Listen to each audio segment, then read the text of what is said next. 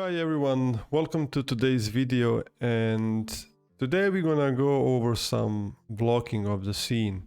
At least these bigger shapes or primary shapes, call it whatever you like. And there is a good reason, so before you turn or shut down this video, I would suggest to watch because there is really something very convenient, which is, I think, at least as far as I know, is really unique to Houdini, and it's actually awesome. So I will block this desk, this panel, this one too. Then I think this is like a communication device, and then the wheel, steering wheel. This is like binoculars, and this is I would assume for revving up the engines, and then this cabinet, I guess, and I'll also position the barrel and this pin, chair, and this captain chair too. So let's start.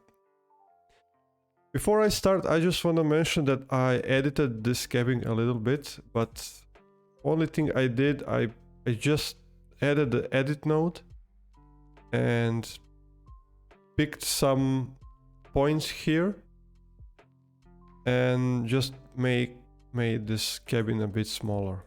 I also used the control for these windows, or at least that section, and then just made it a little less deep.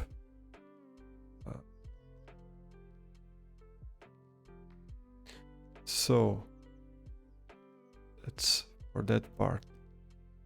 Now let's start with the desk. And let me add a cube, and of course let's align it to a grid or put it on top of the grid. Also, in case you did not know, what I did with this match size or axis align node is I changed the default preset. And how you can do this is, in my case, my justify epsilon or y. Sorry for the confusion. I managed to confuse my friend with this justify, or not with justify y, but with actually epsilon. Epsilon is y on Greek. So in that moment, I guess I don't know why I said epsilon. I guess I was unable to remember that this is y, or I don't know. But anyway, if I confuse anyone else, sorry, epsilon is y. But let's continue.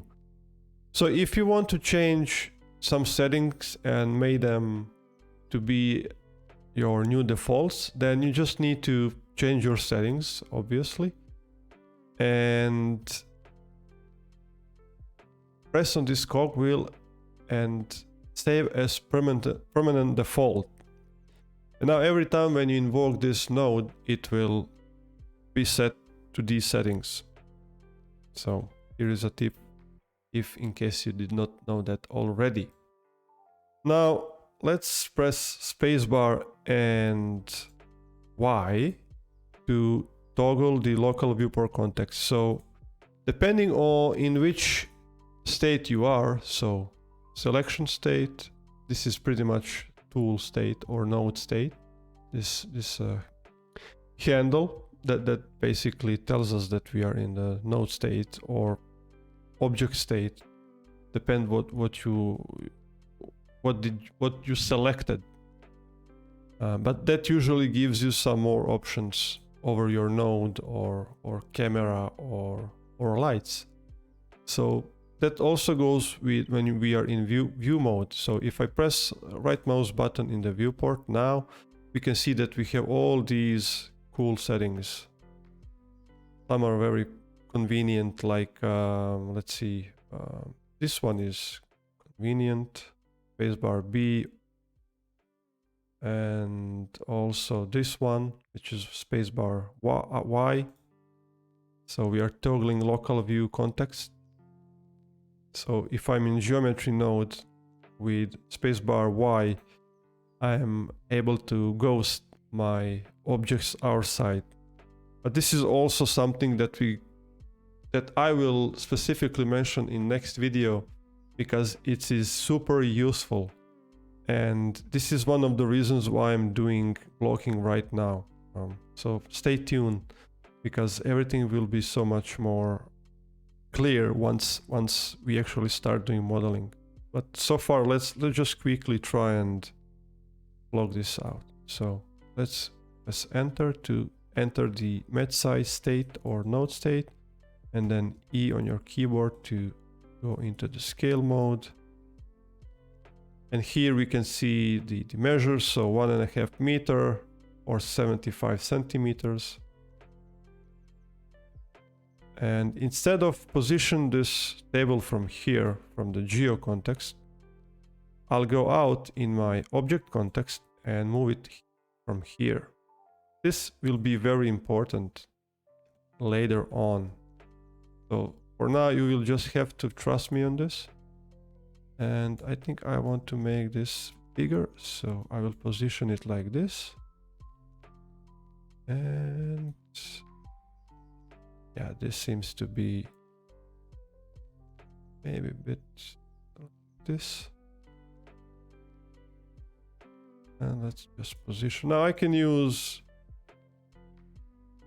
snapping, but for this I don't think it's really needed. So yeah, let's make this a bit more higher. Yeah, that will do. So like 85 centimeters. It's pretty good. You don't have to be perfect right now. It's just a blocking stage. Okay, let's create another box. And let's block these two objects. So again, just pull. And I don't want the uniform scale. This seems to be a bug because I'm sure I not preset stay as permanent default. Sure, I set this to be my permanent default. Let's see. So we are in our node. Let's press E for scale and just try to eyeball before we bring it there. Let's go back and let's see.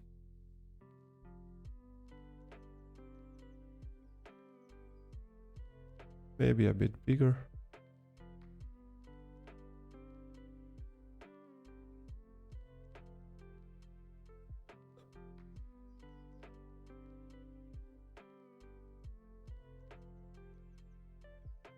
Okay, that looks cool.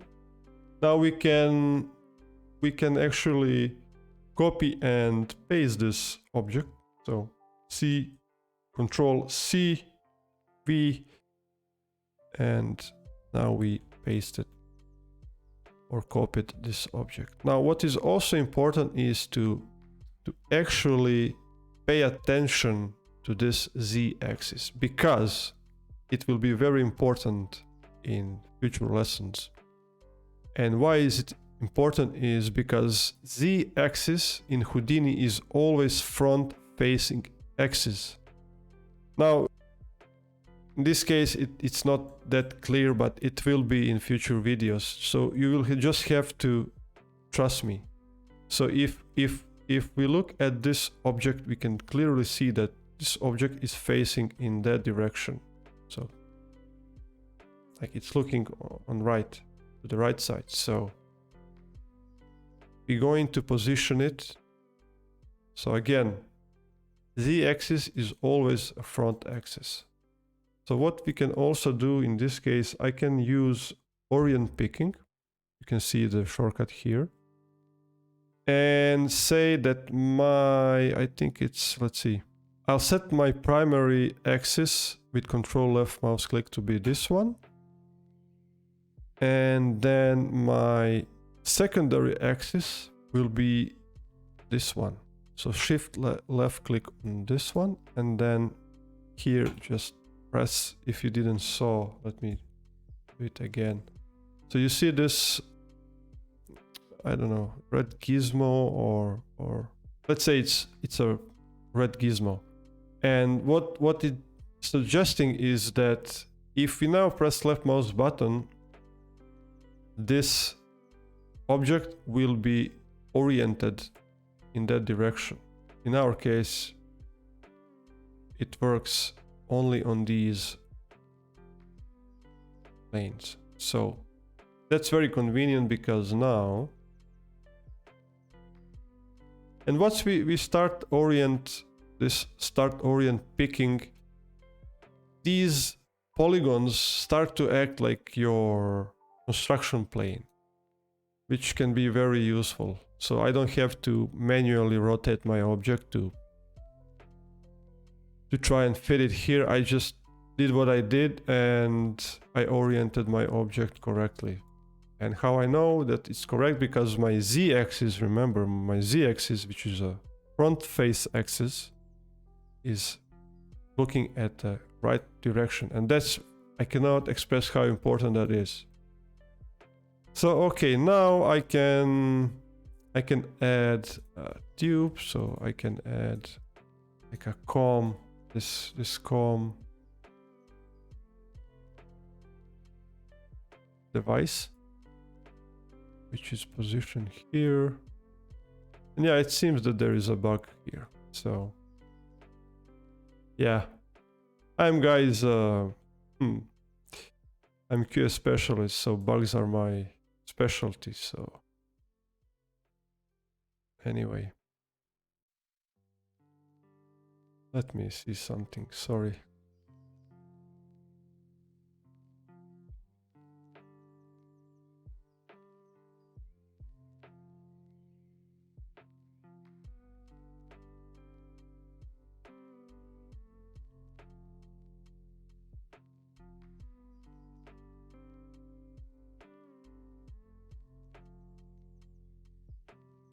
And I think this will be fine for now. Let's add another box, and with this one, sorry,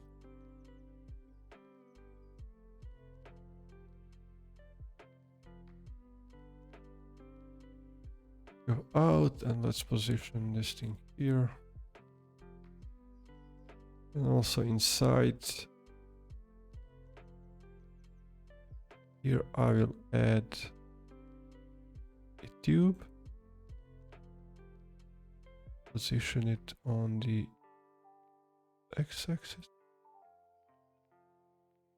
this and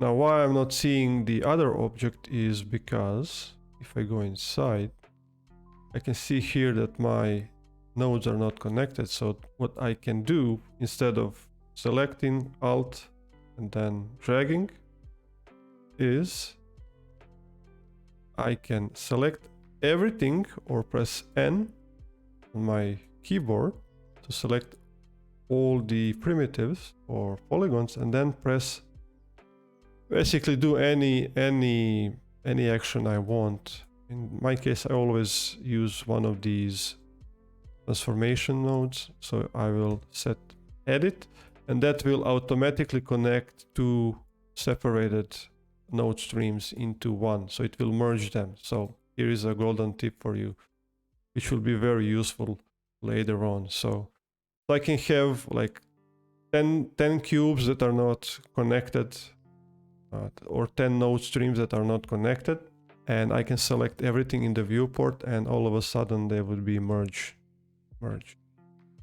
Now in this case, we didn't follow the rule I set before, so I need to go back, side, and make sure that we are positioning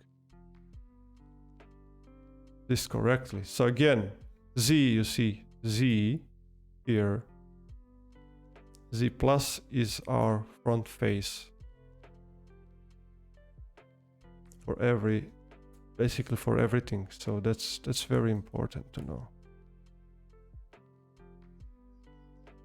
Okay, let's continue. Let me add that pin.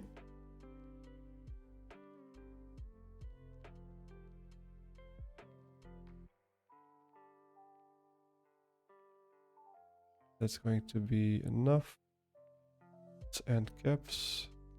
Close geometry, go out, and now position. Now it really doesn't matter where this d-axis is pointing out. It's just can be whatever. Okay, let's make another box.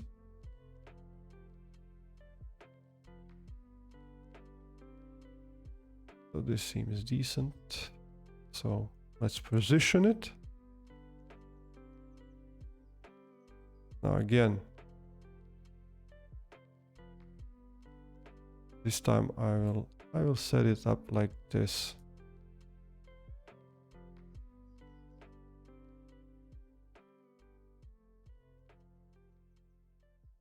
Okay, nice. Let's continue. Well, again, this doesn't have to be perfect.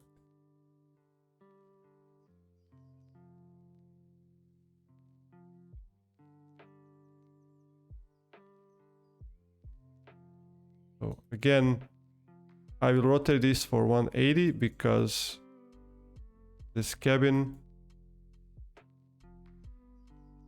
or cabinet, the front face is here. So z-axis should look there. Okay, that seems fine. Let's see what else. Okay, we have one more. This time I'll again. Also, I see that this one is not in a good direction, so let's position it in this direction. So front face here. So let's copy paste. And let's create these engine controls. Seems like this basket is in our way, so we can move it here. This thing seems to be a bit smaller, so let's make it smaller.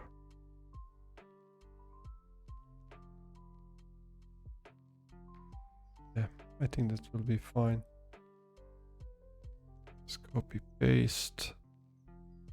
And what I can actually do is just translate this to be plus and then rotate 180. Now these two are facing each other.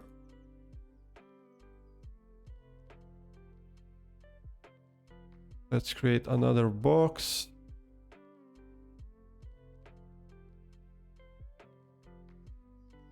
Okay.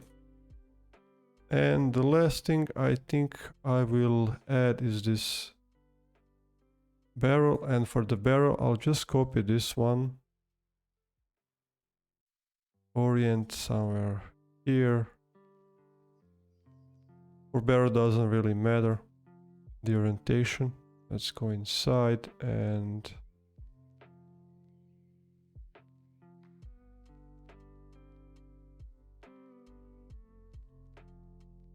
now this doesn't work because my match node overrides the height, but not the width.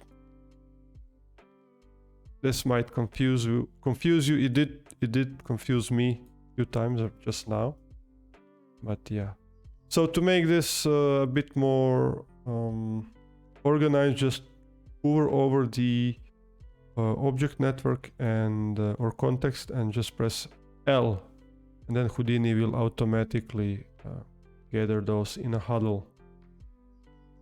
So before I end, I just want to rename things. So let's see.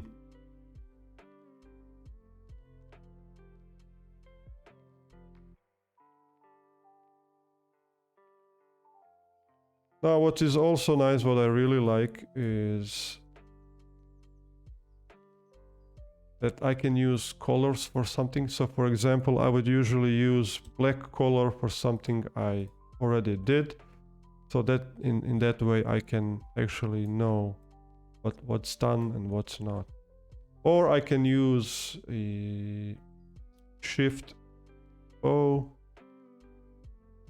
while hovering over the network, and the Shift O is, what's the name? Oh, come on. I think this is a catalog. These are for colors, these are for shapes. And probably because I don't have, anyway, it creates this this box where basically you group your nodes inside. So it can be a group. So you can also rename this like asset. And if you minimize this, here you go, you can just see that. But I'm not usually doing that because that can create a mess in your network. So just so you know. Okay, I think we are done here. In the next lesson, we can go over the modeling once again, and I think I will start with the chair because that will then show you why I did all of this as I did. So why z-axis is important. So guys, stay tuned and see you in the next lesson.